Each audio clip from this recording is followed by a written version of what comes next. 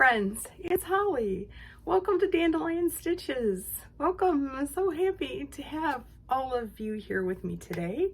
Today we're going to talk about a table runner because it's a new month and a new holiday, St. Patrick's Day, I guess. It's a holiday. And spring, and then at the very end I've got kind of a neat surprise to share, so stay tuned. Before we get started, I want to tell this little story, and I may edit this out because it's not relevant to any sort of sewing, anything, but it was just really special, and I want to tell somebody, and so I'm going to tell you. Every Wednesday night we go out to dinner with some friends of ours. We've been doing it for almost 20 years, and we frequently go to a local restaurant here in town called Lino's. And every Wednesday night, a group of Vietnam vets get together and have dinner at Lino's, and we've seen them many times, but we're not usually seated next to them. I see them as they go in, and my brother was in the Navy. He was a Vietnam vet, and every now and then I think I should really just stop and say hey and thank you, and but I'm introvert. It's hard. So last night we were seated next to them, very close to them, and before their meal they all stood up and they did the pledge to the flag. Some of them saluted, some of them put their hands over their hearts, and then they raised their glasses of whatever they were drinking, and they toasted those who came home, they toasted those that didn't, they toasted the families of those. I'm gonna cry because it was so moving to me. And then they toasted all of our soldiers now, and they kept saying how much they hoped that they didn't have to go and fight a war, and then that if they did, that they would be safe and that they would all come home. And I sat there and watched them, and I cried.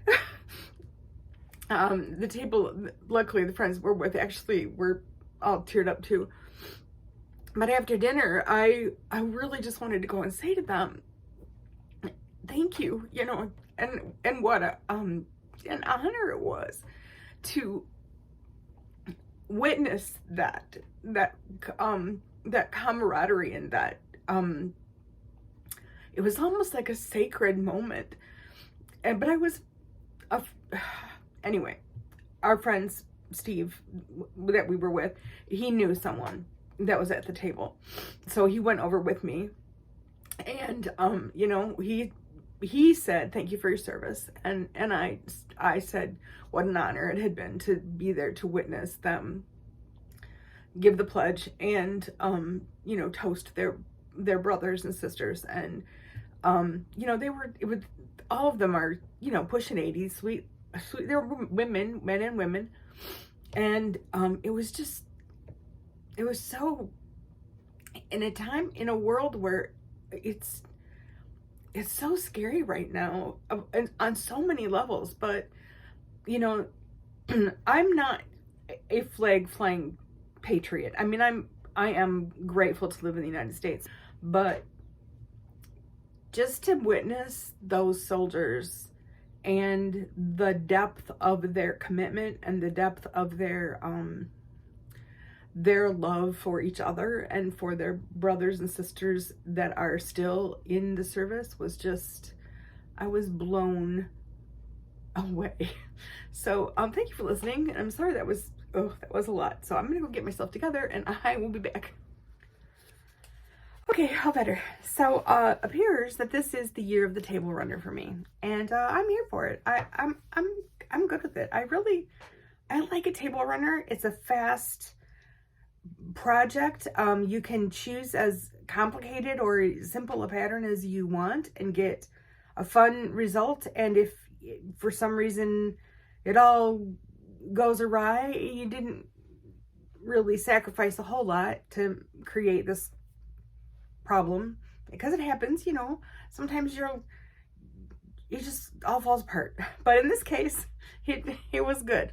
So I believe I found this pattern on Etsy, and I will go ahead and link it below, but it is called the Lucky Charm Table Runner. And I chose it because it was not shamrocks, and I have nothing against a shamrock. I had a really sweet Irish uncle, but I wanted to do something a little more generic than that would kind of make it through until spring.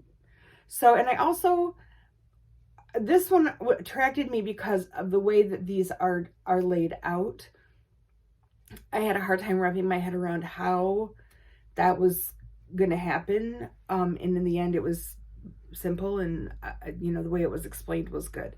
I will have to say that this pattern was written assuming that you knew how to bind, you knew how to trim. You know, it's not like a super beginner pattern, but it was by no means difficult.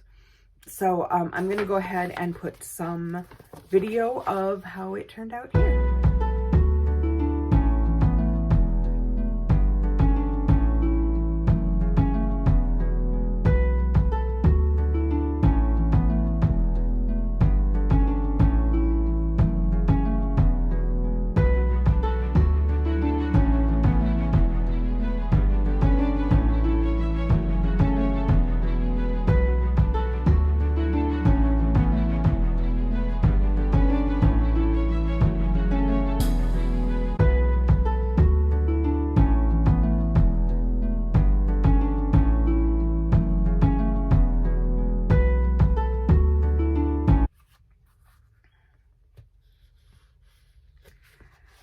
I did grab another pattern, and I will link both of them down below. If you're looking for something that is a little more St. Patrick's Day appropriate, or whatever we want to call it, it's with the shamrocks.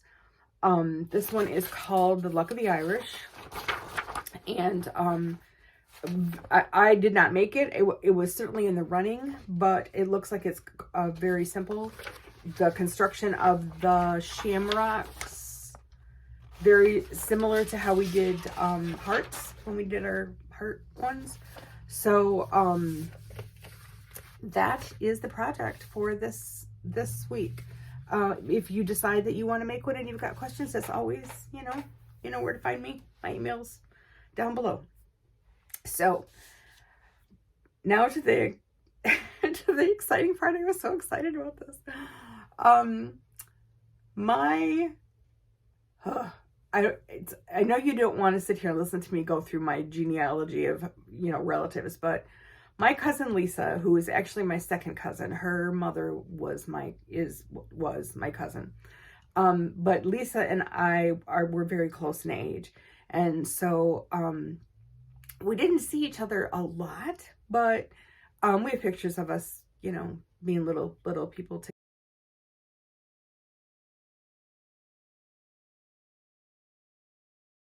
together. And she and I just recently reconnected in the most serendipitous way. Several years ago, we were in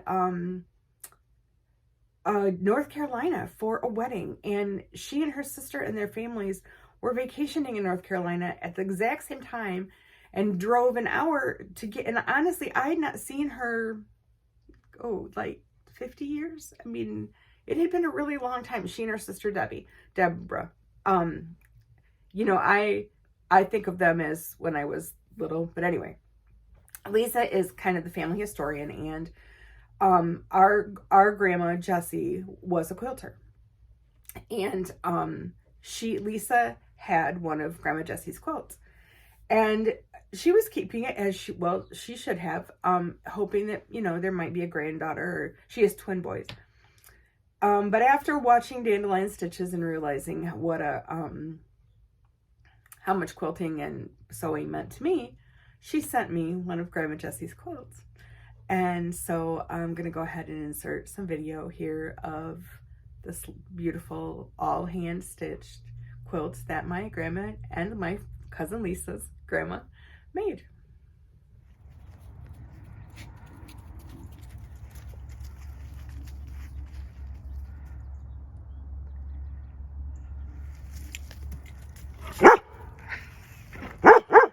So helpful.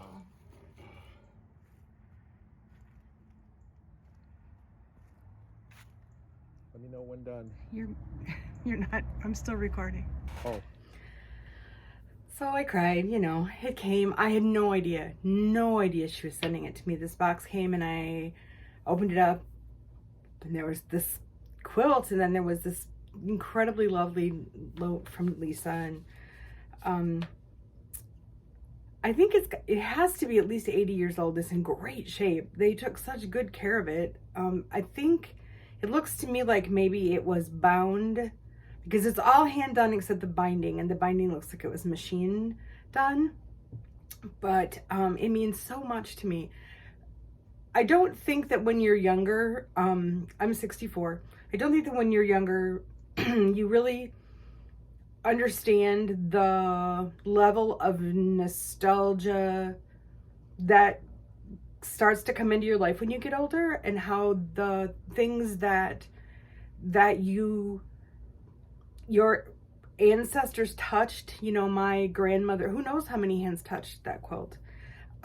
It's so special. It's just, and Lisa, if you're watching now, I love you so much. You're just, she watches like every video. She doesn't sew, but she still watches the videos. Bless her heart. So anyway, I think that's my video for this week. A lot of nostalgia and good moments. And if you make a table runner, let me know. And I have no idea what we're doing next week, but I will think of something.